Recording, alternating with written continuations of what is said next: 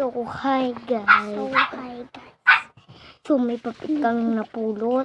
Doon sa basurahan lang to, kabibili lang nun to, nakasupot to. Tinanggal namin po yung supot, tapos nakapidot kami sa kama namin ng piso. Tapos doon naman sa dalan, yung aso na napidot namin. pati 100. Oo nga, kaya So, eto siya, guys, ito yung asong napidot namin. Oo nga. Yan siya, guys. Yan siya, guys. Tumatawa. Ito pala siya, guys. So, ang dumi. Madumi pa po siya. Di pa namin nalaban. Ito siya po, guys. Oh. Baka siguradong makuulat kayo. Nagulat rin kami. Yun eh.